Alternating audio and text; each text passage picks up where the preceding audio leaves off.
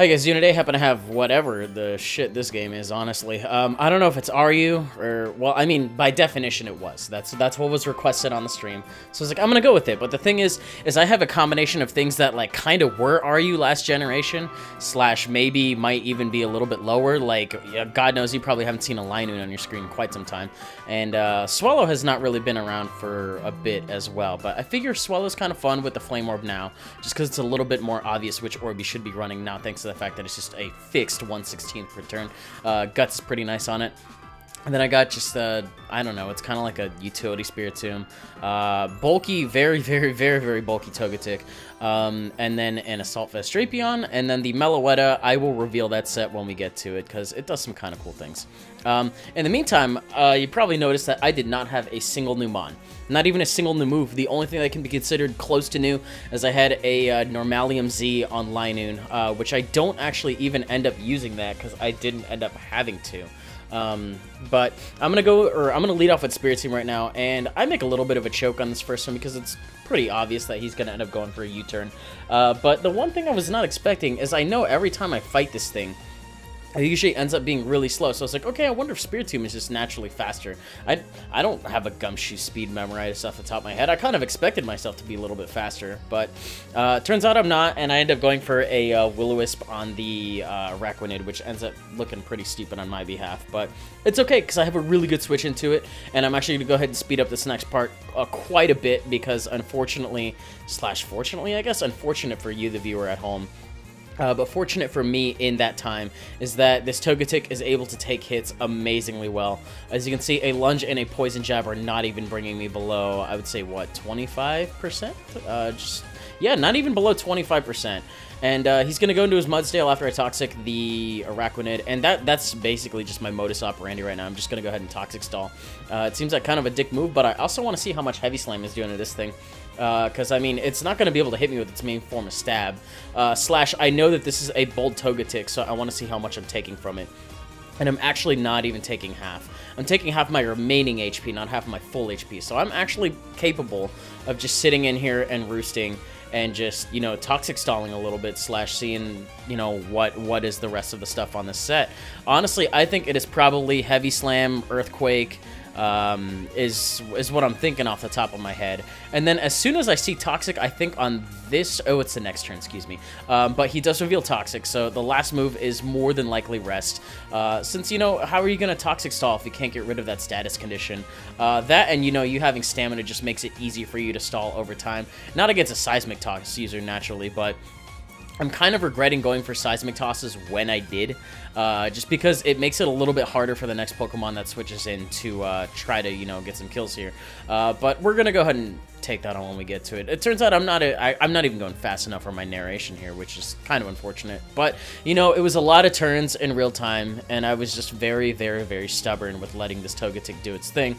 I don't have a way of getting rid of the Toxic, so I'm probably just, I decided to get out of there before it gets even worse.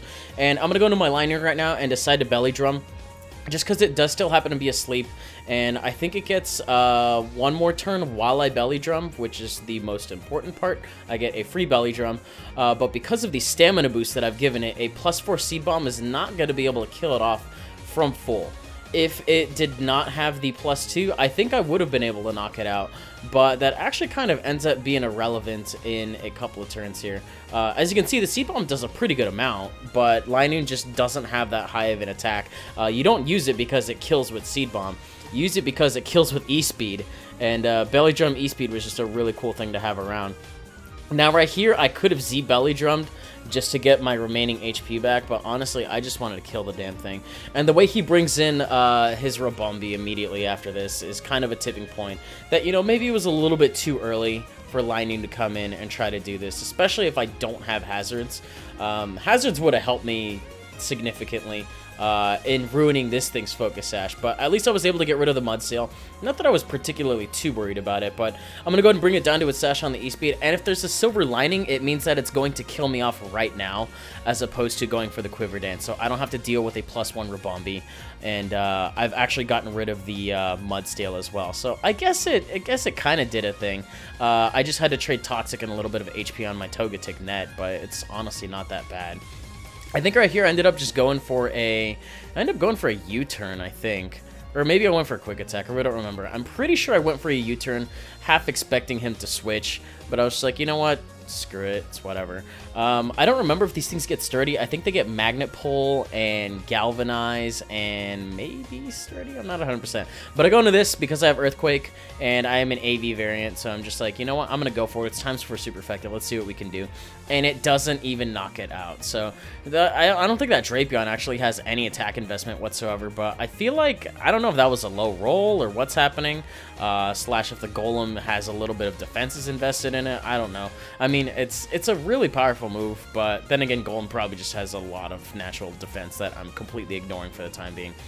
I think I ended up going for a knockoff here, just on the off chance that he might have switched, slash I wanted to see what item was on it, but turns out I actually catch the Araquanid on the switch and I'm able to knock off its Assault Vest, but I don't believe I stay in. Yeah, that's right, I don't stay in here. I think I end up going back into my Togetic because it's a beautiful matchup. I don't have to mess around with Lunge or Poison Jab.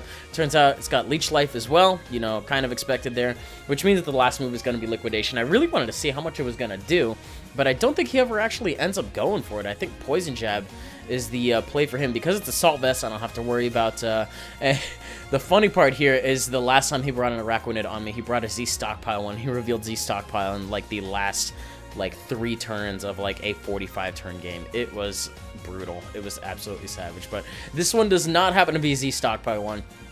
Z Stockpile, by the way, heals all your HP and then gives you +1/+1, which is pretty disgusting. But right here, I'm still doing the thing that Togetic does. I'm just going to go ahead and keep Seismic Tossing. And the one thing I was definitely not expecting for this to be was a special Silvally with Thunderbolt. As you can see, although I am physically defensive, I'm still able to take hits on the special side decently well.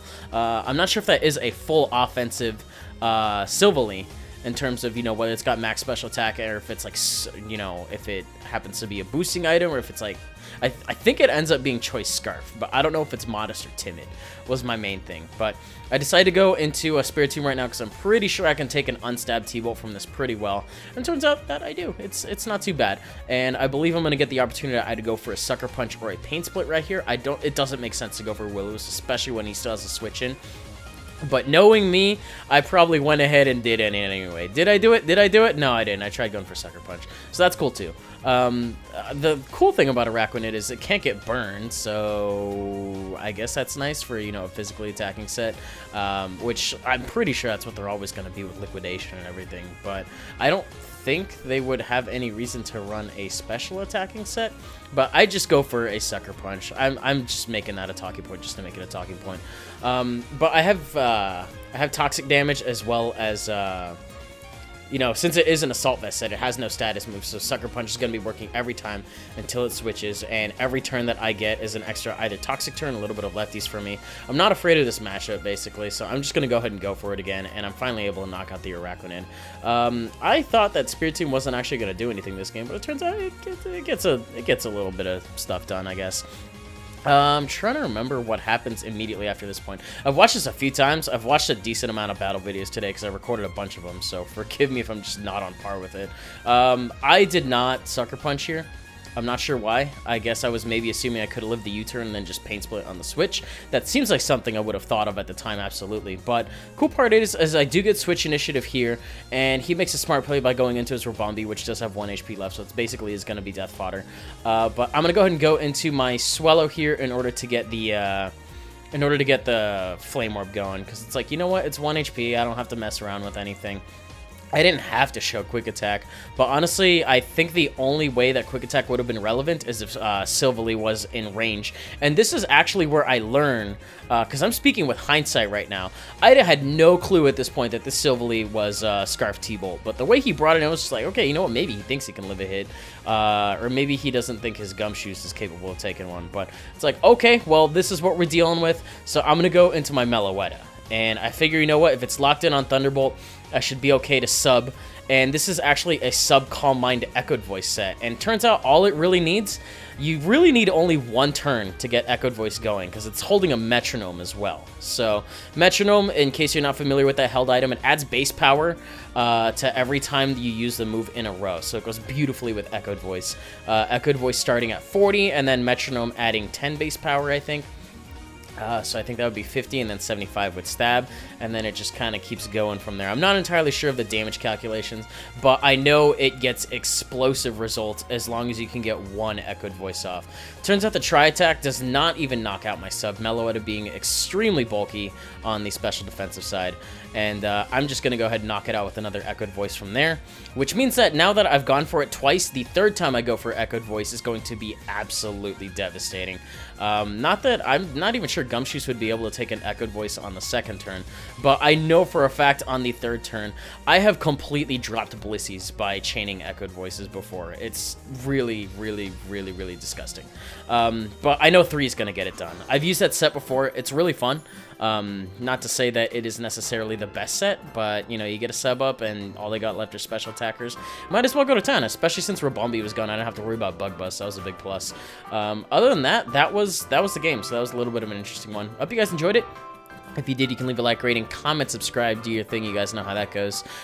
Deceptively a quicker game, despite the fact that the versus recorder kind of said otherwise. Maybe it's because I sped up the whole middle bit with Togetic. So Togetic was definitely MVP. Held a lot of things at bay. And then Meloetta just kind of cleaned up at the end there. So that was kind of cool. Anyways, that should do it out of me for this one. And I'll see you guys on the next one. Later.